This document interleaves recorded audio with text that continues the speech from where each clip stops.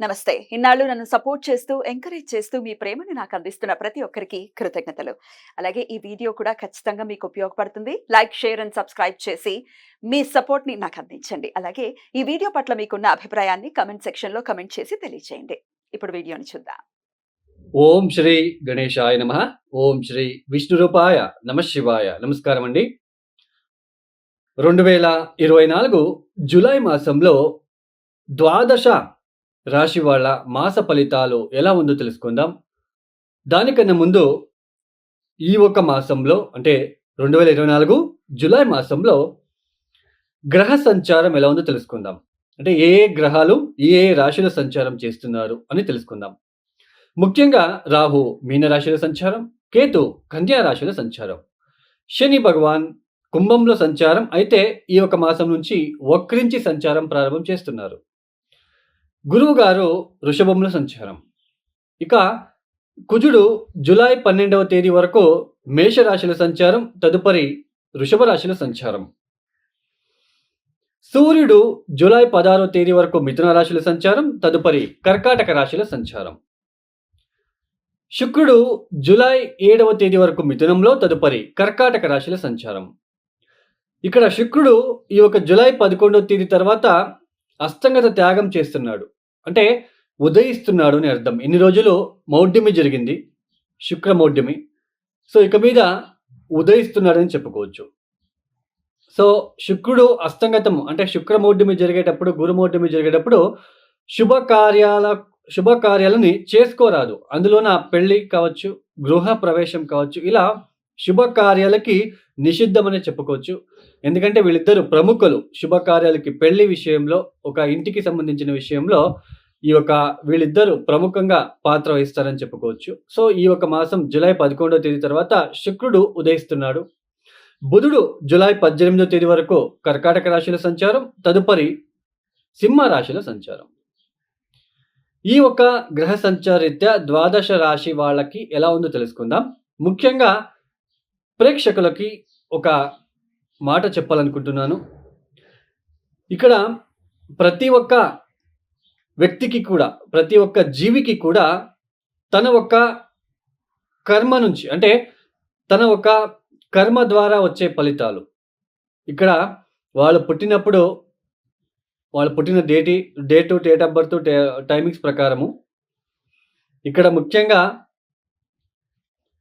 వాళ్ళ జన్మ జాతకంలో ఏ గ్రహ దోషాలు ఉన్నాయి, ఏ ఇబ్బందులు పడుతున్నారు, అంటే కర్మానుసారంగా వాళ్ళు చేసిన కర్మానుసారంగా ఈ ఒక జన్మలో సో సుఖమా దుఃఖమా అని నిర్ణయించేది జాతకం.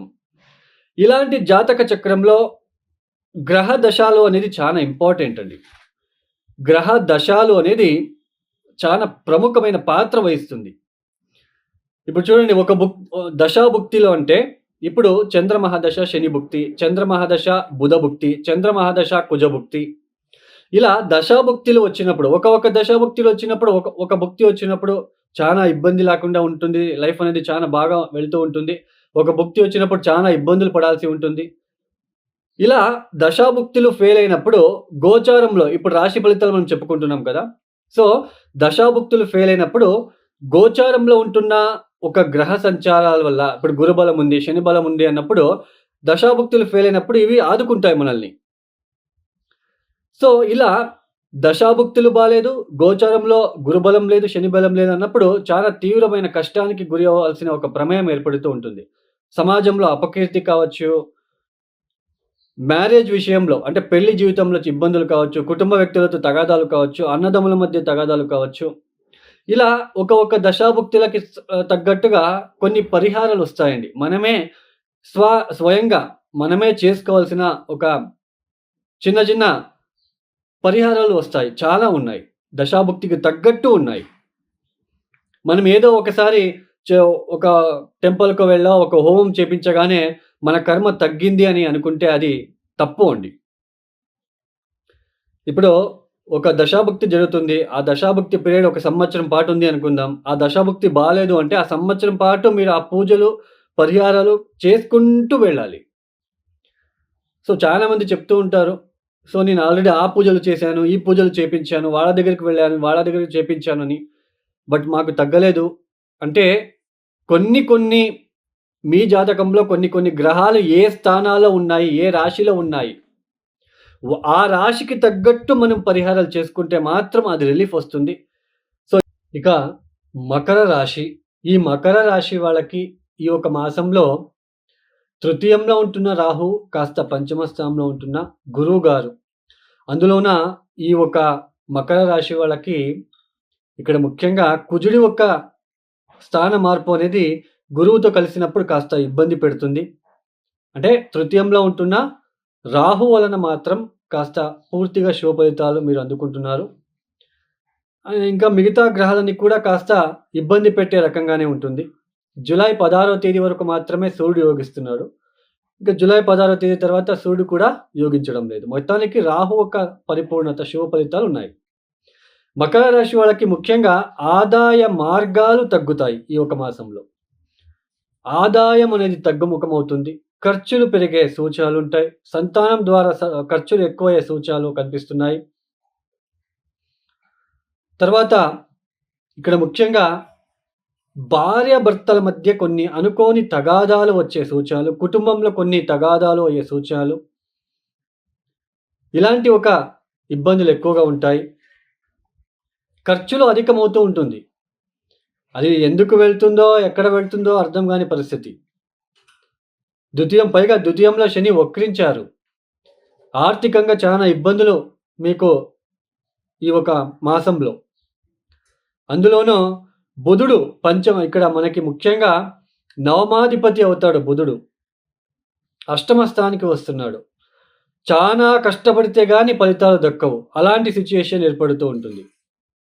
ఆకస్మికంగా కొన్ని రుణాలు తీర్చవలసిన ఒక ప్రమేయం ఏర్పడుతూ ఉంటుంది. ఇలా మకర రాశి వాళ్ళకి కాస్త మిశ్రమ కాలం అనే చెప్పుకోవచ్చు. స్నేహితులు మిమ్మల్ని నమ్మించి మోసం చేయడానికి కూడా ఆస్కారాలు ఉంటాయి. మీరు జాగ్రత్తగా ఉండే ప్రయత్నం చేయండి. ఆన్లైన్ ద్వారా, మీడియా ద్వారా కొన్ని మోసాలకి గురి అయ్యే సూచనలు ఉంటాయి. జాగ్రత్తగా ఉండే ప్రయత్నం చేయండి. మీ మాటలు చాలా జాగ్రత్తగా ఉండే ప్రయత్నం చేయండి మాట్లాడేటప్పుడు. భోజనాలు వేళకు భోజనం తీసుకునే ప్రయత్నం చేయండి. భార్యాభర్తల మధ్య తగాదాలు రానివ్వకుండా చూసుకునే ప్రయత్నం చేయండి. తర్వాత ఇక్కడ ముఖ్యంగా ఈ మకర రాశిలో పుట్టిన వ్యక్తులకి ఒక ఈర్ష్య లాంటిది, జలస్ లాంటిది కనిపిస్తూ ఉంటుంది ఈ ఒక మాసంలో. మీకు తెలియదు, బుద్ధి చాంచల్యం ఏర్పడుతూ ఉంటుంది. ఒక జలస్సి వచ్చే సూచనలు. ఇతరులు బాగున్నప్పుడు మనకి ఎందుకు ఇలా అవుతుంది, మనం ఎందుకో బాగుండట్లేదు అన్న ఒక థియరీ ఇక్కడ కనిపిస్తూ ఉంటుంది. మొత్తానికి మకర రాశి వాళ్ళకి కాస్త ఇబ్బందిదాయకంగా ఉంటుంది. ఈ మాసం చాలా జాగ్రత్తగా ఉండే ప్రయత్నం చేసుకోండి. మనకి మకర రాశి వాళ్ళు తప్పనిసరిగా కాలభైరవేశ్వరుడికి నువ్వుల నూనెతో అభిషేకం, ప్యూర్ నువ్వుల నూనెతో అభిషేకం చేయించుకోండి. ఈశ్వరుడికి ఎక్కువ కొబ్బరి బొండం నీళ్ళతో అభిషేకాలు చేయించుకోండి. మృత్యుంజయ మంత్రం చదువుకోండి. దత్తాత్రేయుడికి లేదా పరమేశ్వరుడికి జలాభిషేకం అని చెప్పాను. వాటిలో పసుపు వేసి అభిషేకం చేయించుకోండి. ఈ యొక్క వీడియో మీకు నచ్చితే లైక్ చేయండి, షేర్ చేయండి, సబ్స్క్రైబ్ చేసుకోండి. సర్వే జనో సుఖినో భవంతు. ధన్యవాదములు.